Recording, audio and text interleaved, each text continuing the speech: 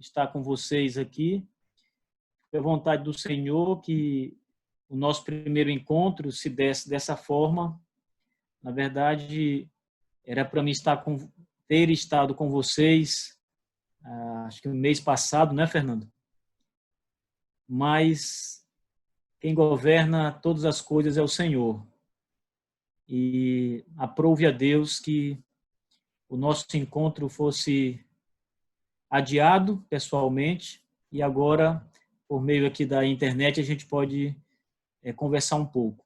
Eu estou muito feliz em estar com vocês, agradeço ao pastor Fernando Angelim pela a confiança em me chamar aqui para falar com vocês. O pastor Fernando, eu também preciso dizer que é uma pessoa que tem contribuído muito na minha vida pessoal, é um homem zeloso, piedoso, e que tem me ajudado a crescer também espiritualmente, através do exemplo, da vida dele. Apesar da pouca idade que ele tem, é mais novo que eu, pelo menos parece, né? E também é um privilégio a amizade do pastor Fernando Angelim. O Fernando Angelim esteve na igreja que eu pastoreio, em Teresina, e os irmãos também tiveram uma alegria muito grande em estar com o Fernando Angelim, conhecer o Fernando Angelim, que já era conhecido de alguns ali da internet, e pessoalmente foi uma alegria tê-lo lá conosco. E outros pastores também da região estiveram conosco. Bom, meus irmãos, estamos aqui essa noite para trazer a palavra do Senhor para vocês. Então, eu gostaria que os irmãos abrissem as suas Bíblias no Evangelho de Mateus. Essa noite, nós vamos falar sobre o Evangelho de Mateus. Peço que vocês abram no capítulo 10 e vamos ler o verso 28, 29, 30 e 31. Mateus, capítulo 10, versos 28, 29, 30 e 31. Diz assim a Escritura: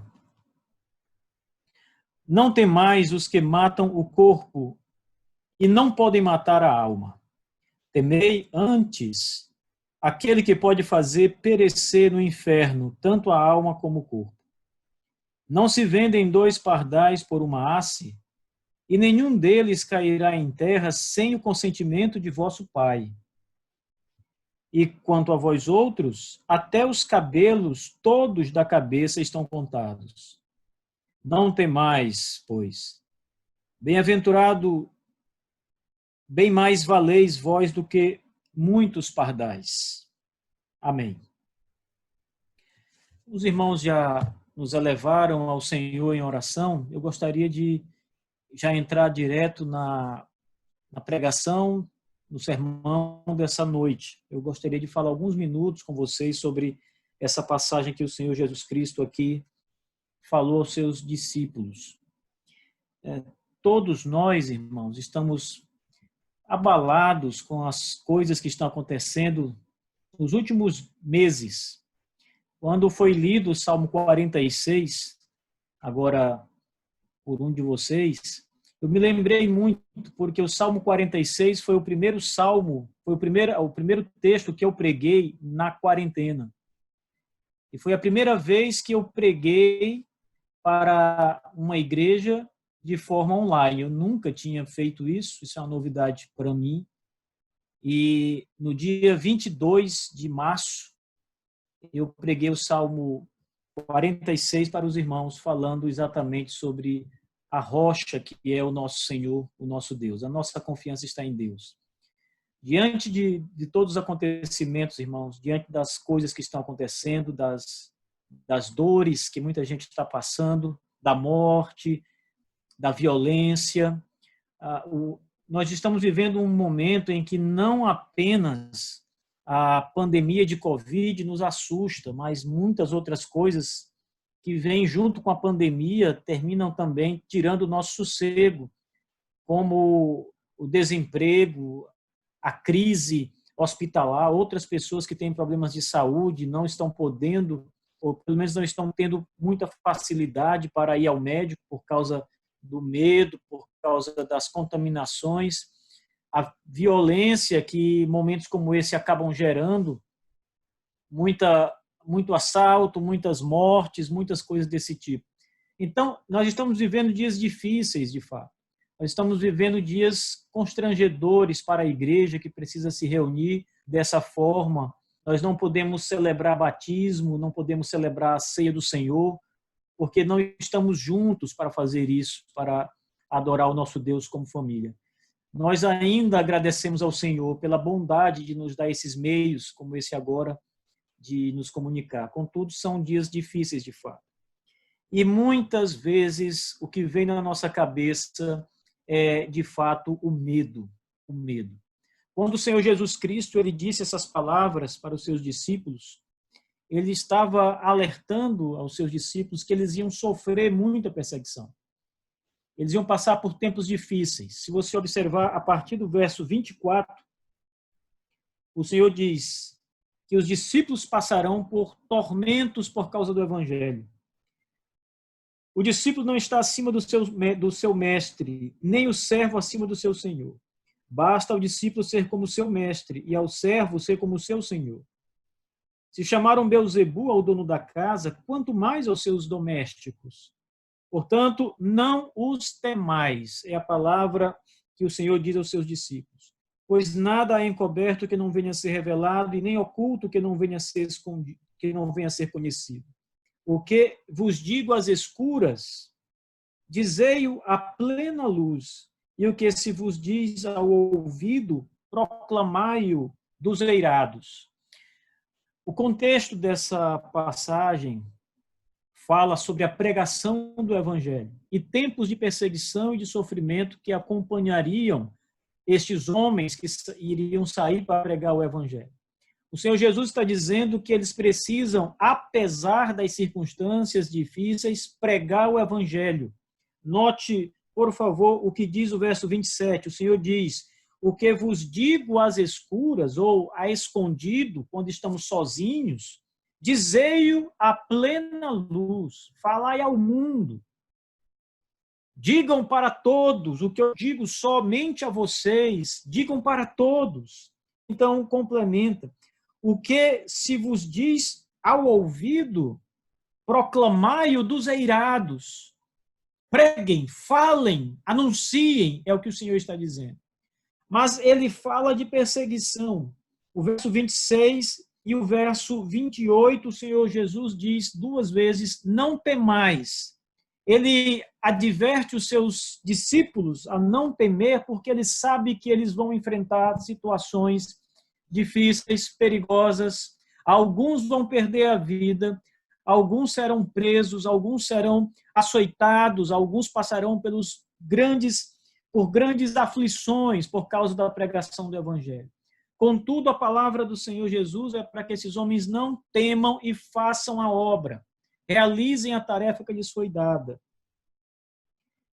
Bom, quando você sabe que algo ruim lhe espera, você geralmente teme e às vezes você nem fica disposto a realizar a missão que lhe é dado, porque você sabe que se for fazer aquilo que lhe foi mandado fazer, você vai passar por sofrimento, vai padecer e isso não vai ser bom. Então você desiste da causa. Os discípulos provavelmente não tinham ideia daquilo que os aguardava por pregar o Evangelho. Todos morreram. A palavra de Deus diz que, com exceção do apóstolo João, que não morreu, mas foi preso, martirizado, algumas tradições dizem que João morreu numa caldeira de óleo fervente, mas a principal tradição diz que João foi preso na ilha de Patmos e ficou ali até a velhice, quando foi solto, e depois de solto pregou na igreja em Éfeso, que pastoreou. Mas com a única exceção do apóstolo João, todos os evangelistas da Escritura Sagrada, todos os apóstolos do Senhor e os diáconos e aqueles que estavam mais à frente do Evangelho morreram por causa da pregação, por causa da missão que lhes foi dada. Note mais uma vez que Jesus ele já alerta os discípulos que vão pregar o evangelho nos versículos iniciais. Ele diz: o discípulo não está acima do mestre, e nem os servos acima do seu senhor. Basta o discípulo ser como o seu mestre. Ou seja, Cristo padeceu pregando o evangelho. Os discípulos também, Jesus está dizendo, padeceriam pregando o evangelho. Jesus está falando aos discípulos do seu tempo. Eles morreriam na pregação do evangelho. A primeira geração de cristãos, no primeiro século, padeceu pregando o evangelho de Jesus Cristo e foram avisados pelo Senhor. Não compreenderam muito bem a mensagem. Não sabiam exatamente o que lhes esperaria, o que eles suportariam. Com exceção do apóstolo Paulo, que foi o que teve mais luz para entender as coisas que lhe estavam para vir, os demais discípulos, eles não entenderam muito bem no primeiro momento o que lhes aguardaria. Mas Jesus está dizendo para eles aqui, nessa passagem, que apesar das aflições, apesar da situação difícil que eles iam enfrentar por causa da palavra, eles tinham a missão e precisavam cumprir a missão de pregar o evangelho de Cristo. Bom, dito isso, meus irmãos, o Senhor Jesus diz uma palavra no verso 28, bem forte, mas muito consoladora para os discípulos. Ele diz, no verso 28, diz: não temais os que matam o corpo. Ele estava alertando aos discípulos contra os homens, soldados, ou mesmo outros homens, judeus, gentios de toda a espécie, que se levantariam contra eles por causa da pregação do evangelho. E Jesus está dizendo: não temais os que matam o corpo e não podem matar a alma.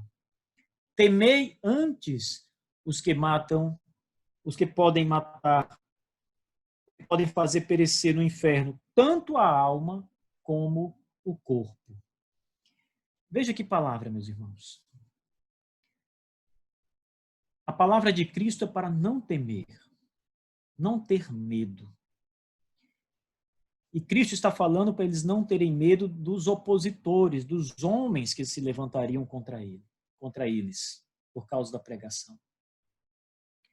Talvez hoje o nosso maior temor não sejam os homens em si, nesse momento, mas seja o próprio coronavírus, a pandemia.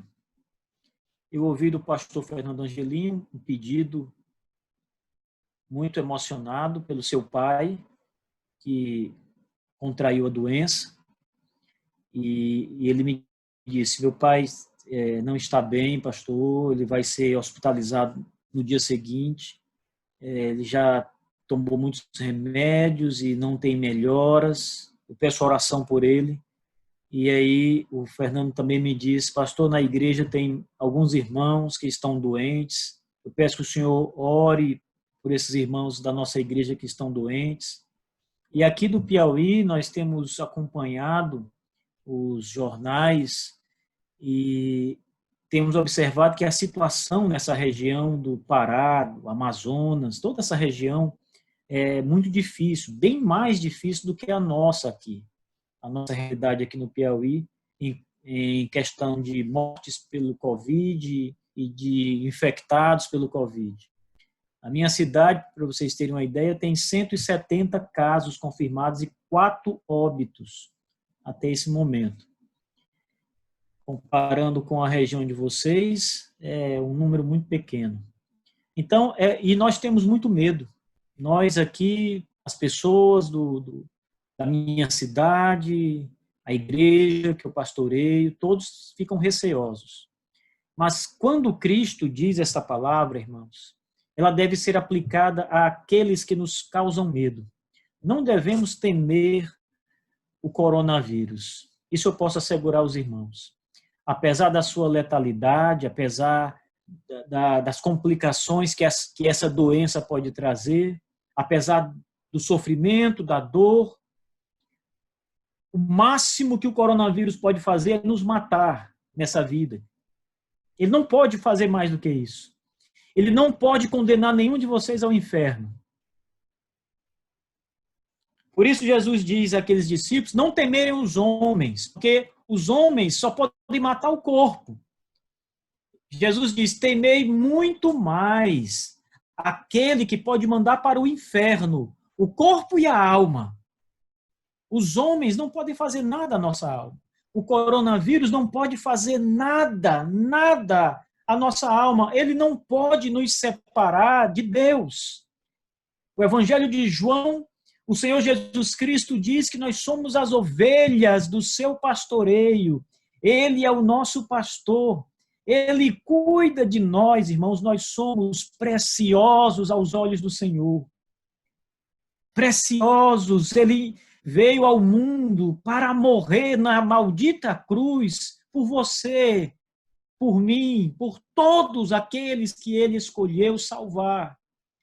Portanto, nós somos muito preciosos para Deus. Muito preciosos. João diz, Cristo diz no Evangelho de João, que nós estamos na sua mão. Somos dele, ele é o Senhor da nossa vida.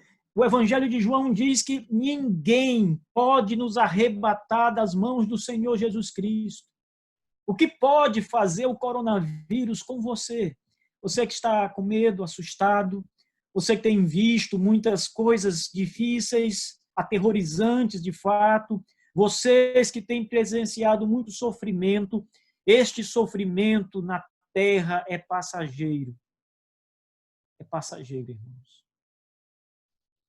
Aqueles que o coronavírus matou e que eram de Cristo estão com o Senhor agora. Estão gozando com o Senhor Jesus Cristo. Que mal lhes fez o coronavírus, eu pergunto. Se não antecipar a eternidade gloriosa para estes irmãos. As suas famílias pranteiam, porque a separação causa saudades. A tristeza, não a tristeza do desespero, como os gentios que se desesperam porque não têm mesmo esperança, mas a tristeza de não ter do seu lado a pessoa que você ama, o seu amigo, o seu parente, seu pai, seu filho. A tristeza da saudade apenas. Mas no fundo, todo cristão se regozija porque sabe aonde está o seu bem-amado. Está com o Senhor. Ninguém nos arrebatará da minha mão. Quem nos separará do amor de Deus que está em Cristo Jesus, o nosso Senhor? Será o coronavírus? Paulo diz, será a tribulação? Será a angústia? Será a morte, perseguição? Será o coronavírus? Não tem mais, irmãos. É a palavra do Senhor. Não tem mais os que matam o corpo, como o coronavírus, que apenas mata o corpo. Não tem mais os que matam o corpo e não podem matar a alma. Temei antes aquele que pode fazer perecer no inferno o corpo e a alma. Talvez essa época da pandemia você esteja com medo de fazer as coisas mais básicas que você costumava fazer, sentar na porta da sua casa, visitar um vizinho. Talvez você tenha medo de abraçar o seu filho. Talvez você tenha medo de coisas que você nem acredita que um dia poderia temer. Mas, irmãos, deixe-me lhes dizer uma coisa. Nada vai nos acontecer senão aquilo que o Senhor determinou. Nada. Eu fico pensando em muitas pessoas que saem às ruas, e eu não estou aqui incentivando ninguém a fazer isso, apenas dizendo a vocês que quem tem o controle de toda a situação não é a OMS, não são os governadores e prefeitos, nem o presidente. Quem tem o controle de toda a situação é o Senhor. Deus. E o seu vírus só vai atingir aqueles a quem ele ordenar que o seu vírus atinja. Porque ele controla todas as coisas, ele é o Senhor. Ele poderia ter poupado seus discípulos contra os homens maus. Se o Senhor quisesse, esses discípulos poderiam ter anunciado o evangelho sem que uma unha lhes fosse arrancada. Mas estava dentro da providência de Deus que esses homens fossem atingidos por amor do Senhor. Quando o Senhor deu aquela ordem para Abraão, a fim de prová-lo, e disse: Abraão, toma teu filho, o teu único filho, Isaque. O texto é muito emotivo porque as palavras de Deus são muito fortes para Abraão. Toma o teu filho, o teu único filho, Isaque, a quem amas. E aquele era o filho da promessa, irmãos. O filho aguardado, o filho da velhice de Abraão e Sara. Como agora Deus poderia tomar aquele filho que foi aguardado e prometido pelo Senhor? Ainda assim, Abraão, com fé, obedeceu a Deus, subiu no Monte Moriá com seu filho, amarrou seu filho, pôs ele em cima de um altar, tirou o cutelo, ergueu as mãos para sacrificar, e o Senhor disse: basta, Abraão. E quando Abraão vira os olhos para ver quem fala com ele, ele vê um cordeiro, Cristo. Aquele que deve morrer por nós. Então, irmãos, Deus é o Deus da providência. Providenciou o Salvador para nós. E nenhum mal vai nos atingir se assim Deus não o quiser. O vírus não tem domínio próprio. O vírus ele não se governa. Ele é governado pelo Todo-Poderoso. Deus domina o coronavírus, irmãos. Eu vi um pastor dizendo outro dia uma frase que me tocou muito, assim que surgiu a pandemia.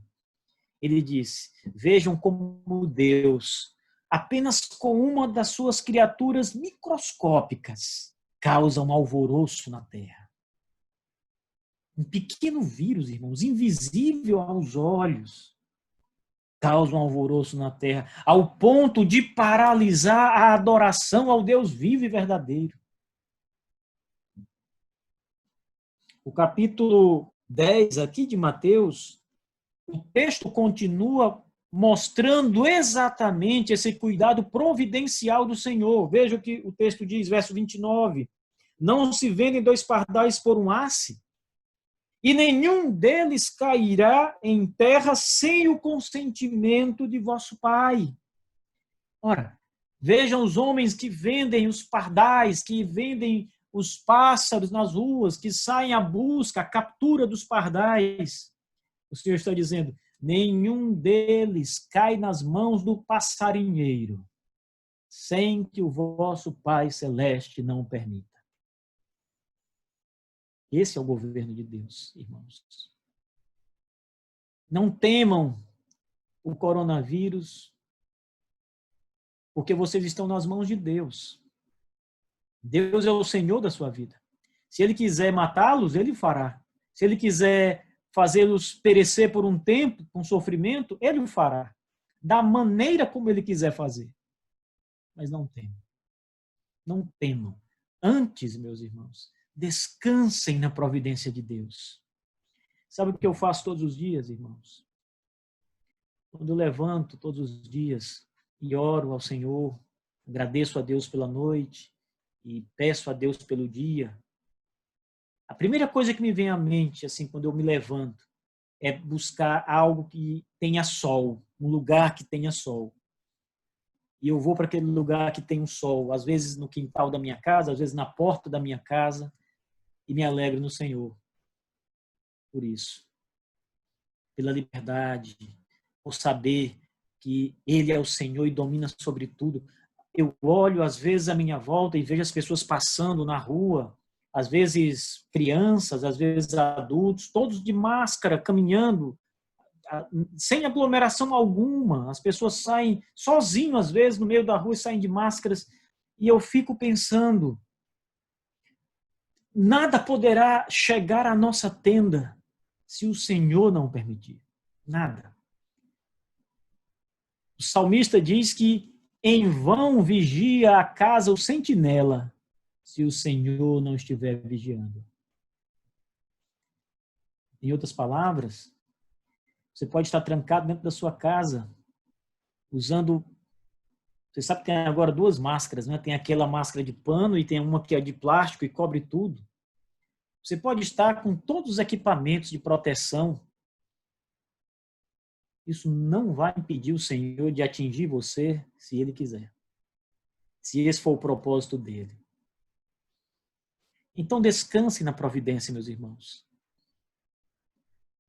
Certamente o pai do pastor Fernando, não sei se ele está aqui, mas certamente ele foi alvo da providência de Deus em atingi-lo, para aprová-lo. Deus tem os seus propósitos. Eu não sei dizer por que ele escolheu o pai do pastor Fernando e um outro irmão que falou agora há pouco que também tinha sido contaminado, ou outros que eu não sei.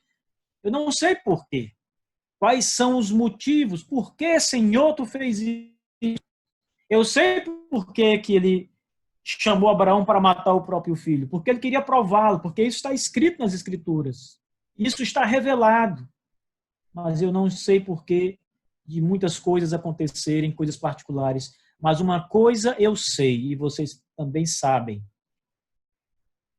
Deus está assentado no trono e governa os céus e a terra. E é o Senhor do coronavírus. Quando Ele quiser, tudo acaba, tudo passa. Ele extermina o vírus. Mas enquanto Ele não quiser, meus irmãos, enquanto for da vontade do Senhor que este mal assole a terra, aceitemos a vontade do Senhor em oração, suplicando, clamando pela sua misericórdia, clamando por nossas vidas, nunca nos levantando contra Ele, nunca desafiando o Senhor, sua majestade, porque Ele domina tudo. Lembrem das muitas ocasiões nas Escrituras que Ele enviou peste sobre a terra. No Egito Ele enviou moscas, as moscas faziam tudo o que Deus mandava. Ele enviou piolhos, e os piolhos obedeciam a Deus nos mínimos propósitos do Senhor. Ele enviou gafanhotos para comer as colheitas de Israel. Ele trazia pestilência de todo tipo, tumores sobre o povo de Israel. As epidemias, as doenças, todas estas coisas terríveis, elas obedecem ao Criador. Tudo está debaixo da mão de Deus. Aqui ele está dizendo aos seus mensageiros, não temais estes que matam o corpo, mas não podem matar a alma. Quem nós devemos temer nessa pandemia? É aquele que fez a pandemia, que criou a pandemia, e que governa a pandemia, e que pode não matar o homem, o corpo do homem, mas a sua alma. Aquele que verdadeiramente pode fazer perecer eternamente, corpo e alma, o Senhor dos Exércitos, o Deus Todo-Poderoso, o Pai de nosso Senhor Jesus Cristo. Se há algo que vocês devem temer, não é o vírus, é o Senhor. Temei ao Senhor, tremei diante dele, diz a Escritura Sagrada. Acheguem-se a ele com santidade, reconhecendo sua grandeza, sua glória, sua majestade, meus irmãos. Todos nós devemos nos achegar ao Senhor assim. Diante de pranto, de luto, de sofrimento, maior deve ser o nosso clamor a Deus. E para terminar, meus irmãos, o Senhor diz, se os pardais, tudo que lhes acontece, precisa do consentimento do Senhor, quanto mais para vocês, irmãos, cujos cabelos da cabeça estão todos contados pelo dono, Deus.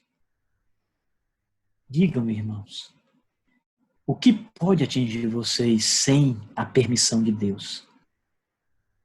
Nem mesmo Satanás pode tocar em vocês. Quanto mais um vírus, nem mesmo o príncipe da potestade do ar, nem mesmo o espírito que atua malignamente nos filhos da desobediência pode tocar em vocês. O Senhor disse a Satanás, no caso de Jó, vá, toque nele, eu permito, mas não tire sua vida. Satanás recebeu autorização do Senhor para tocar em Jó, para trazer pestilência para a vida de Jó, para roubar os seus bens, para tocar na sua família, para empobrecer Jó, tirar sua saúde, tudo, mas não pôde matá-lo, porque Deus não permitiu. Por isso, meus irmãos, eu lhes digo a mesma coisa. Se o diabo não pode tocar em vocês, porque vocês pertencem a Deus, e até os fios dos cabelos de suas cabeças estão contados, porque todos eles pertencem ao Senhor, quanto mais um vírus. Ele só atingirá quem Deus permitir que atinja, com um propósito que nós não conhecemos. Por isso, descansem na providência e na certeza de que o nosso temor tem que ser a Deus e não aos vírus. O nosso grande temor tem que ser temer a Deus, sobre todas as coisas, temer a Deus, e não aos homens, e não aos vírus, e não às epidemias, temer ao Senhor. Amém.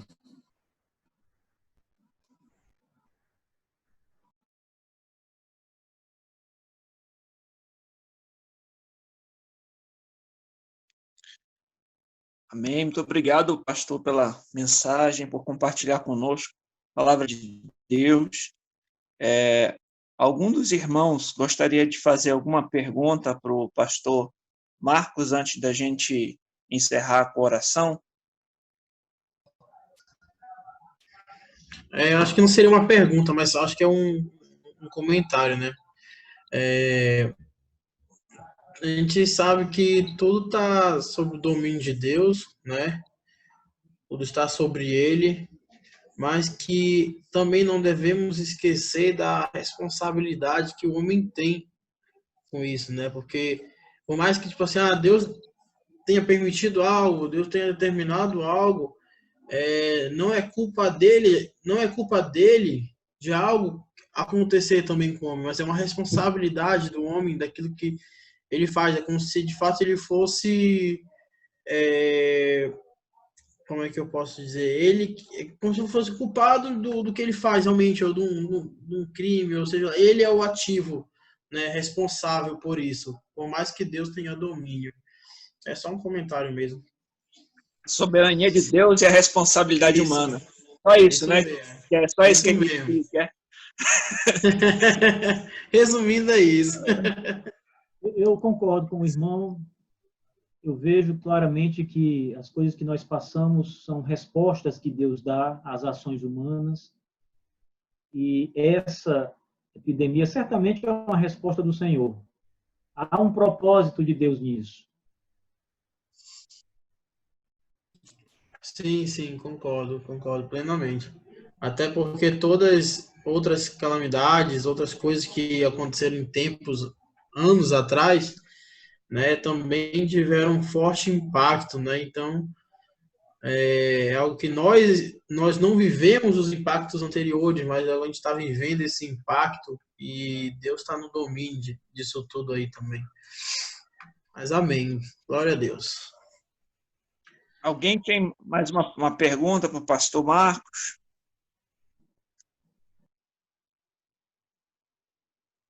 Não? Alguma pergunta, alguma coisa a falar? Posso só fazer um comentário também, irmão? Quem está falando? Cleófas Neto? Pode falar, Cleófas. Graça e paz a todos. É sobre a questão da perseguição, que o pastor falou sobre a gente manter a calma, a confiança em Deus. Ontem mesmo, eu acho que estava discutindo com a minha mãe, ela defende bastante que a igreja vá ser arrebatada antes da grande tribulação. Aí eu falei para ela, perguntei para ela se ela tinha medo de enfrentar a perseguição e tal, porque se vê nos filmes a questão da perseguição, morte de cristãos e tal. Então ela acredita muito no arrebatamento antes dessa grande tribulação. Eu falei, mãe, mas a senhora tem que ficar preparada para o pior, porque se, como o pastor falou, se o servo ele não é maior do que o seu senhor. Se o próprio Senhor foi maltratado, perseguido, se os apóstolos, como o pastor falou, somente João morreu, não morreu de forma feia, né? Morreu na sua velhice. A maioria foi crucificado de cabeça para baixo, esfolado vivo, arrastado pela cidade, cerrado ao meio. Então, o que esperar para a gente também, né? Então, como o próprio pastor falou, a, a, a, o que eles fazem para a gente é um bem, é nos aproximar o mais rápido possível de Deus. Então, ao tirar a nossa vida, parece que há um triunfo do mal, mas por trás de tudo isso, na verdade, o crente que triunfa, porque ele vai para perto de Deus de forma antecipada. Então, é uma alegria para o crente encontrar com Deus logo. Então, até mesmo num velório de um cristão, o próprio cristão ele está mais vivo do que muito vivo que está morto em pecado, em delito. Então, o crente ele triunfa nisso. Então, sobre a questão da perseguição, sobre a questão, eu acredito que eu já sinto, não só eu, mas muitos irmãos já sentem uma atmosfera desse tipo nas escolas, inclusive onde eu leciono.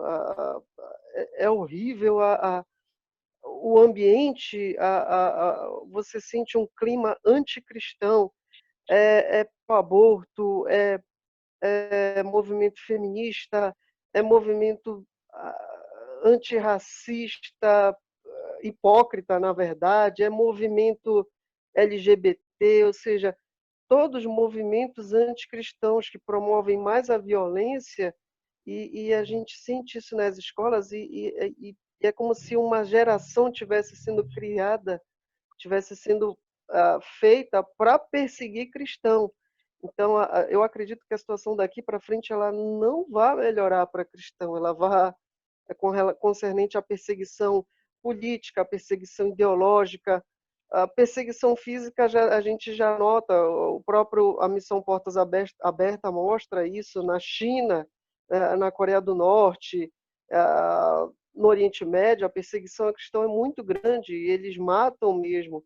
E para chegar aqui, eu não duvido que isso não vá demorar muito. Então, a gente já sente essa atmosfera de perseguição. Na própria China, professores cristãos eles estão sendo obrigados a renunciar à fé deles e a doutrinar os alunos, senão eles perdem o emprego. Ou seja, parece que aquele que não tiver a marca da besta ele não vai poder comer, aquele que não tiver a ideologia deles não perde o emprego e vai comer de quê? Vai sobreviver de quê? Então parece que o sistema anticristão já está muito forte, a perseguição está vindo e eu acredito que ela vai piorar. E como o pastor falou no seu sermão, realmente a gente deve se segurar em Deus, porque a situação ela tende a piorar. E crer em Deus que o mundo, quando mata um cristão, ele está fazendo um favor para esse cristão. Eu creio assim. Pastor, primeiro pergunta sobre a soberania de Deus e responsabilidade humana. O outro, escatologia. É com o senhor, pastor. Tá bem ligado, né? O que o irmão Cleófas aí mencionou é bem interessante, porque se a perseguição não vem de uma forma, ela vem de outra, né? Ou seja, se nós não sofremos aqui nesse momento nós aqui por causa do coronavírus, nós vamos sofrer com uma outra coisa. uma outra coisa vai surgir para nos tirar o sossego, o conforto, seja o que for. Isso que você falou é uma verdade.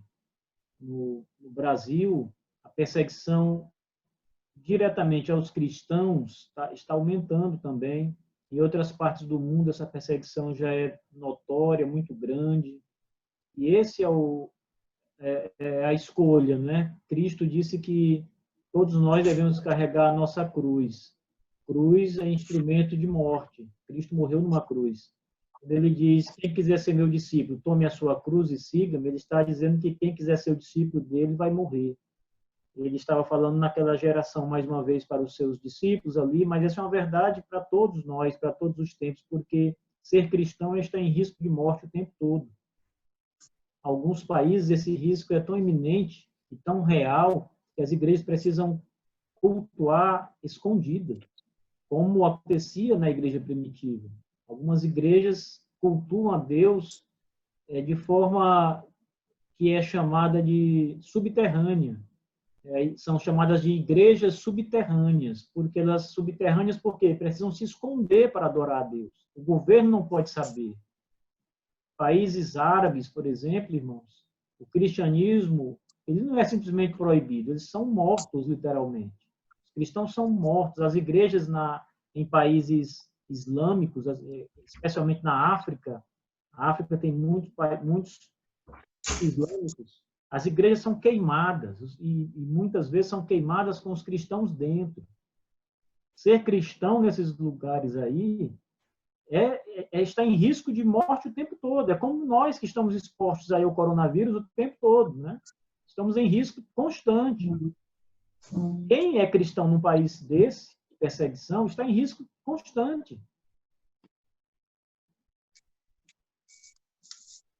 Pastor, também teve essa situação que ele falou a respeito do pensamento que a mãe dele tem por conta dos filmes. O senhor poderia falar um pouco sobre isso, para corrigir esse pensamento? A sua mãe, ela não é membro da igreja, não? Aqui? Não, é a Assembleia de Deus. Esse pensamento da sua mãe é o pensamento dispensacionalista, né? Conhecido na escatologia como dispensacionalismo. O dispensacionalismo ele tem muitas visões, é multifacetado. Mas a principal visão do dispensacionalismo é essa, que é propagandeada pelo cinema, por Hollywood, que ensina que o Senhor Jesus vai voltar e vai arrebatar a igreja, mas aqueles desviados e não cristãos ficarão na terra e então acontecerá os 7 anos os últimos 7 anos, né? 3 anos e meio de bonança, as coisas melhorando, e depois os últimos 3 anos e meio de grande perseguição, que é a grande tribulação nesse movimento dispensacionalista. Esse movimento não é bíblico. Essa ideia ela não tem respaldo das Escrituras. O apóstolo Paulo, por exemplo, ele fala de maneira muito clara na primeira carta aos Tessalonicenses, no capítulo 4 e no capítulo 5, Paulo está dizendo como se dará o fim. Então, ele diz que no fim, quando Cristo vier em glória, com todos os seus santos com ele, ou seja, os crentes que já morreram, os crentes que já morreram estão com o Senhor, não em corpo. O corpo está na terra, sepultado ou já comido, mas o texto diz que o Senhor voltará no último dia, e esse dia é o dia do julgamento final, e quando Cristo vier, os mortos, aqueles que morreram em Cristo, eles ressuscitarão e serão unidos aos seus espíritos novamente. É a ressurreição. E nós, os vivos, Paulo usa essa expressão, os que estivermos vivos na época, seremos transformados e então estaremos para sempre com o Senhor. É a linguagem do apóstolo Paulo. Não há espaço de tribulação, de guerra. O capítulo 5, ele vai dizer o que acontecerá aos descrentes. Em 1 Tessalonicenses, ele diz, e então sobrevirá repentina destruição sobre eles. Então, não existe, biblicamente, essa ideia de uma tribulação. Isso é muito bonito nos filmes, né? Aquela ficção científica toda, mas não é bíblico. Você precisa ajudar a sua mãe a compreender que essa não é uma ideia bíblica. E só as Escrituras, ensinando-a por meio das Escrituras, com paciência, com muita oração, pedindo ao Senhor que tenha misericórdia para que ela entenda a verdade. Eu não estou dizendo que ela não seja crente, não é isso. Ela apenas não compreende essa doutrina. E se ela compreender essa doutrina, ela será mais feliz. Ela não andará angustiada, com medo das últimas coisas. Então, é uma maneira de trazer paz para a alma, descanso para o cansado, né? As pessoas, os dispensacionalistas, eles andam o tempo todo olhando para o que está acontecendo ao redor do mundo e tentando encaixar isso com alguma profecia da Bíblia. Eles andam o tempo todo olhando o que está acontecendo lá em Israel e tentando encaixar toda coisa nova. Por exemplo, essa pandemia, já, não sei se apareceu, mas já vai aparecer alguém encaixando isso na Bíblia. Está vendo? Ó? Isso aqui está se cumprindo aqui. Então, o dispensacionalismo ele pega todos os eventos e tenta encaixar, fazendo um atropelo na interpretação da Escritura Sagrada. Isso aí, o dispensacionalismo é tão sem fundamento que é uma teologia que tem pouco mais de 100 anos. Pouco mais de 100 anos. Os cristãos do passado nunca compreenderam os últimos dias dessa forma, da forma como o dispensacionalismo entende. Gente, então o nosso tempo já está terminando. Vou deixar só para a última pergunta e a gente vai orar para encerrar.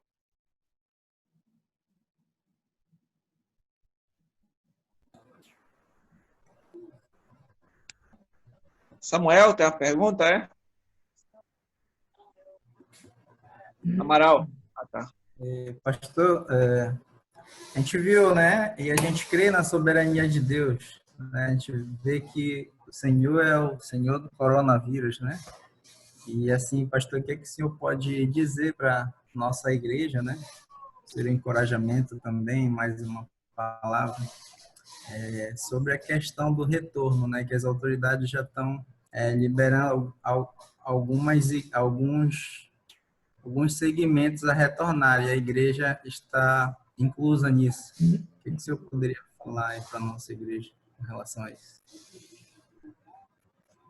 Bom, a Escritura diz algo interessante. Ela diz assim: não tentarás o Senhor teu Deus. Não é? Então, eu penso que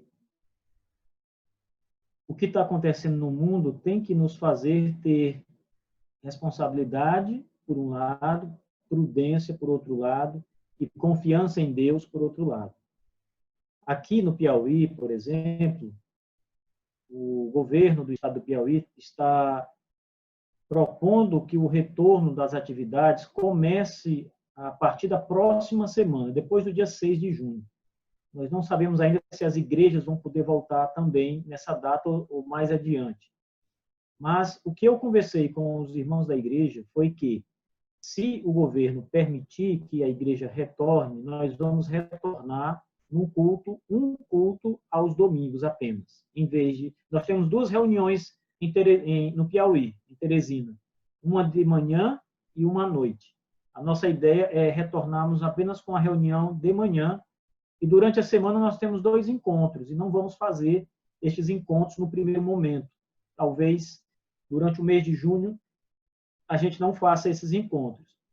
E não tentar o Senhor sabendo que ainda existe o vírus espalhado, ainda que não negando a soberania de Deus, que eu acabei de falar para vocês, nós vamos usar máscaras, nós vamos manter as medidas de segurança, mas também precisamos retornar às atividades de celebração ao Senhor. Os discípulos do Senhor, eles sabiam que iam enfrentar perseguição. Eles sabiam que podiam ser mortos. O apóstolo Paulo, a ameaça lá não era vírus, era gente, espada. E o apóstolo Paulo sabia dos perigos que ele corria quando pregava o evangelho. Diante dos judeus, diante das autoridades romanas, todos sabiam, os discípulos sabiam. Vejam que eles precisavam se esconder para pregar muitas vezes. Então, eles sabiam que era perigoso, que podiam morrer a qualquer momento. Assim somos nós hoje, irmãos. Nós sabemos que há um risco ainda, mas não podemos deixar de adorar e cultuar o nosso Deus quando nos for dado essa oportunidade pelas autoridades civis, e ainda assim vamos nos cuidar. Eu acho que o que vocês devem fazer aí é algo pelo menos parecido com isso, tomar as medidas de segurança, confiar, sobretudo confiar em Deus, entregar as vidas ao Senhor, que é o dono, confiar nele, mas adorar o Senhor com toda segurança, sem desrespeitar, sem afrontar as autoridades civis, né? É um outro debate esse de que as autoridades civis têm direito de fazer isso com a igreja. O que a Bíblia diz sobre isso? Eu não vou entrar nessa discussão aqui, mas é um outro debate, né? Então, se vocês tiverem a liberdade para adorar o Senhor, e como nós somos batistas, se vocês decidirem isso, que devem retornar nesse momento, não é, a autoridade não manda em vocês, ela permite que o culto aconteça, digamos assim, mas vocês podem achar que não está na hora de retornar porque não é seguro, e como igreja decidir. Afinal, é uma igreja batista. Ou vocês podem regressar, como nós vamos fazer aqui, aos poucos, né, com uma atividade semanal, até que a coisa baixe mais. Vocês precisam pensar como igreja nisso, juntos, decidir juntos. Mas eu creio que, na minha opinião, para nós, na nossa realidade, o correto seríamos nós retornarmos quanto antes. Pastor, mais uma vez, muito obrigado. Foi de grande edificação, tanto a parte da mensagem quanto as perguntas. Eu creio que deu para clarear muita coisa. Inclusive, essa última pergunta do Rômulo foi muito boa, muito pertinente aí para as nossas decisões. Agradeço por tudo, pastor. Deus abençoe. A nossa igreja está também aqui à disposição para ajudar no que for preciso. Se eu também tiver pedido de oração, a gente pode estar orando aqui. Toda quarta a gente se reúne. Vamos estar orando aí pelo pastor Marcos, os irmãos do Piauí. Então, muito obrigado, pastor, mais uma vez. Nesse momento agora. Oi. Queria só dar uma palavrinha final, né? Primeiro é mostrar aqui a obra. Essa aqui é um presente, viu? Que eu vou mandar lá para um seminarista da igreja. Tem 2 aqui. São 2 presentes. O meu está ali na biblioteca. Bom, o que eu quero dizer para os irmãos, antes de a gente fechar aqui essa live aqui, não sei nem como é que chama isso no Zoom, acho que é live mesmo, né? Então, antes de fecharmos isso aqui, meus irmãos, vocês aí de Belém, a igreja, amem o pastor de vocês. Só é um pastor na igreja, Fernando? E o Mário está aí também, pastor Mário. Pastor Mário, né? É pastor da igreja de Belém, não? Sim, somos nós 2. São 2 pastores, né? Então, irmãos, sim, amem os pastores de vocês. Essa igreja segue o modelo bíblico, porque no Novo Testamento a igreja é pastoreada por uma pluralidade de mestres, né, de pastores, não só um. Nós, em Teresina, é só um, porque os outros estão estudando ainda, mas assim que terminarem vamos ter uma pluralidade de pastores também, porque é isso que está lá no Novo Testamento. Então, igreja de Belém, amem esses irmãos, cuidem deles, dos pastores, lembrem das palavras do apóstolo Paulo, ou melhor, do apóstolo Paulo não, do autor da carta aos Hebreus, ninguém sabe exatamente quem escreveu, e ele diz que nós devemos olhar para aqueles que Deus colocou diante de nossas vidas como guias espirituais, zelar por eles, amá-los, ajudá-los no que for preciso, honrá-los em tudo. Orem pelos pastores de vocês. Estes homens certamente labutam muito para levar a vocês o alimento espiritual. O livro de Atos diz que os pastores, quando foram chamados para deixar a palavra e ajudar na obra muito necessária também de auxiliar as viúvas que passavam necessidades, eles recusaram isso. Não recusaram ajudar as viúvas, deram um jeito de ajudar as viúvas instituindo diaconato. Mas os pastores disseram, nós de maneira nenhuma deixaremos a palavra e a oração para nos afadigarmos nas mesas. Então, a tarefa desses homens é orar por vocês, cuidar de vocês, pregar a palavra de Deus para vocês, estudar. Eles precisam ter tempo para estudar, ter tempo para orar, para pastorear. Então, coloquem sempre os pastores de vocês nas orações de vocês. Orem por eles, amem esses homens, cuidem deles. Então, é isso que eu tinha para dizer na minha despedida aqui. Espero que a gente se veja pessoalmente um dia, né? Amém. Quero ver A passagem ainda está comprada, pastor. A gente vai ter que remarcar isso daí. vai dar certo. Se Deus quiser, essa conferência vai sair algum dia. Eu vou pedir para o pastor Mário, né? Se o pastor Mário quiser falar alguma coisa e concluir a nossa reunião com oração. Pode ser, pastor? Não tenho nada a acrescentar. Só agradecer mesmo a presença do pastor Marcos. Eu comecei a fazer o curso, mas eu dei uma pausa, mas eu vou voltar a fazer o curso do Batista, muito edificante. Até recomendo os irmãos fazerem. Agora tem de Spurgeon também, viu? Eu estou acompanhando as notícias, né? Me fez até ter que reabrir o Facebook para poder ver os vídeos dele. Mas graças a Deus, irmãos, né? Pela pela vida do pastor Marcos, né? Então, fica esse conselho para os irmãos. E vamos orar. Agradecer a Deus por tudo e mais uma vez pela sua palavra. Vamos orar, irmãos. Senhor nosso Deus e eterno Pai, louvado seja o Senhor. Louvado seja Deus e Pai, Deus Filho, Deus Santo. Glória seja dada ao Deus Triuno pela palavra que nos encoraja.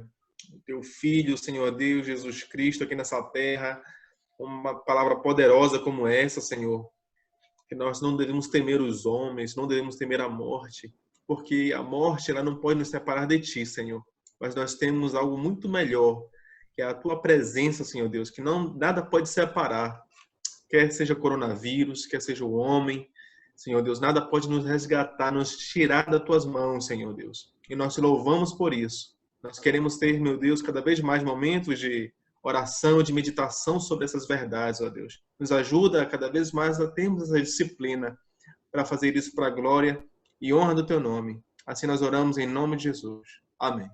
Amém.